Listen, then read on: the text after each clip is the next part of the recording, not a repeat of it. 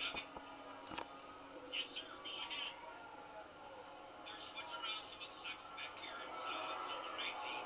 Basically, what we're going to do is JB is going to do the countdown. I'm going to come out and introduce Ed, and we're moving up the Legends thing to give Ron and them guys some more time to fix the ring. Welcome to the world of live pay-per-view, my friend. You ain't kidding. We'll see you up there in a minute, man.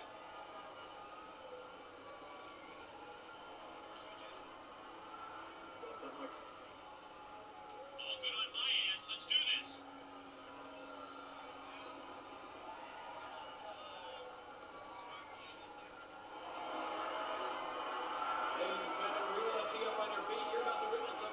First ever NWA TNA pay-per-view. We're about to go live with this countdown. Here we go.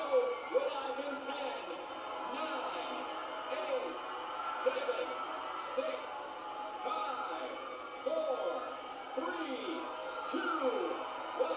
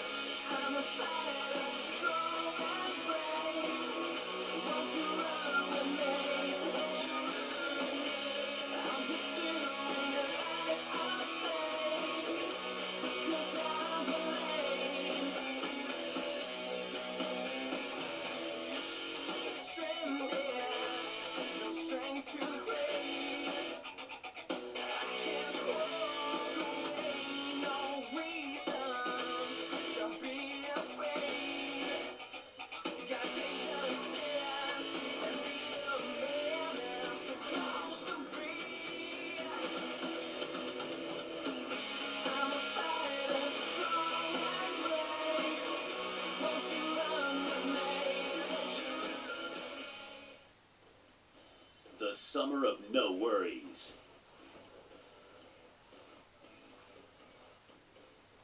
WCW went, they shut the doors in the spring of 2001, and I was still under contract with those guys. And basically, me and a buddy of mine, we called it the summer of no worries. That we didn't, I sat at home and got paychecks, but really wasn't allowed to do anything in the rest of the business. So I had a lot of time on my hands, spent a lot of time on the lake. And then my contract was up around October of that year. And I did some international tours. I toured Australia twice and wrestled, and the UK and all through Europe. I think I did twice.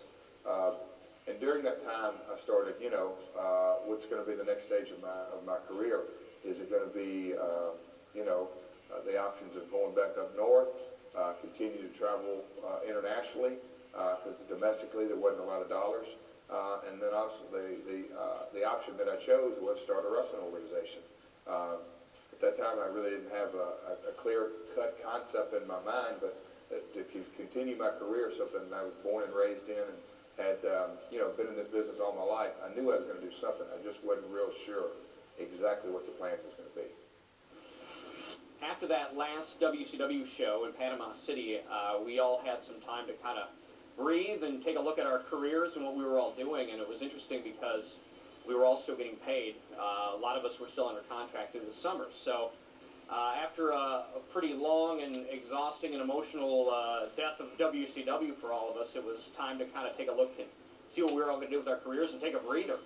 I think those overseas tours allowed Jeff to kind of step back away from the wrestling aspect of the business and see it more as a business and see how it was run and the operations side of things. He really took an interest in that after, I think, WCW. And those international tours were an education, I think, and inspired him to come back and said, this is something that'll work in the U.S., and this is something that there's a void right now in the United States, and how do we do it? How do we make it work? we all kind of got together, Jeff, myself, and Jerry, and went on a fishing trip. I had a fishing boat, pretty nice boat that I bought back in the WCW days, and so we went fishing in the Gulf of Mexico. And Jeff got pretty seasick. He doesn't handle waves very well, but in the process, we sat down and we talked about an idea that I had that I'd already pitched to Jeff about starting a company that didn't need TV. The problem at that time was when WCW closed, the reason the Eric Bischoff group wasn't able to buy the company was because Nitro and Thunder got canceled. Somebody new came in to be in charge of Turner Broadcasting and didn't like wrestling and canceled it. So WWE pretty much was the only game in town. There was no broadcasting rights available. None of the other cable networks wanted us because they were scared. Why would Nitro and Thunder be canceled when they were the top shows on those networks? Maybe there's something wrong with wrestling. So no other cable system wanted it.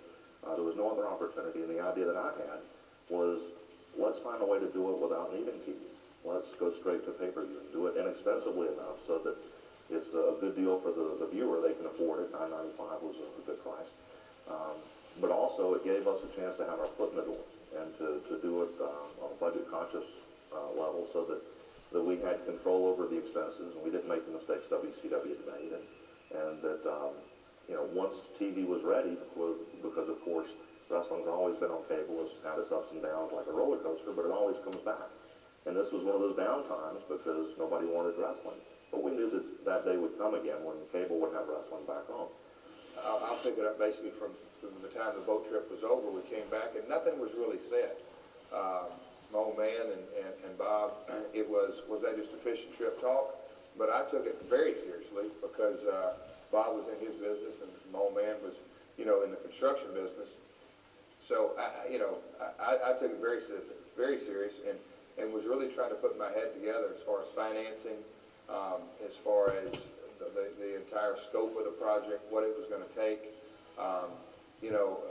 knowing the amount of hours it was going to be, and that's when me and Jill had many talks on just what is the next step of our lives going to be, and so day after day, and I was really trying to formulate it in my brain 24 hours a day, what's the best approach.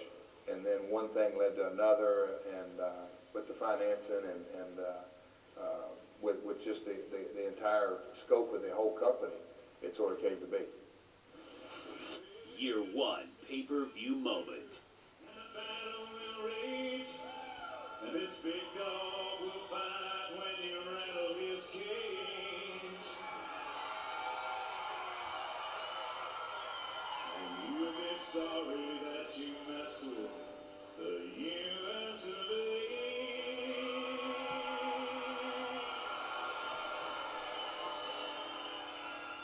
Cause we'll put a boot in your ass, it's the American way.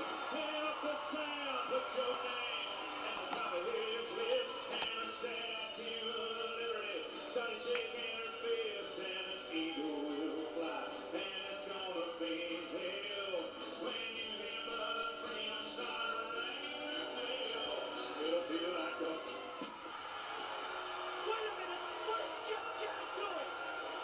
Well, he got under Jackie Fargo's skin earlier tonight. I think he's not done wrong to stop there. The lack of respect that we have seen this entire evening from Jeff Jarrett is sickening. Jeff Jarrett has been amazing.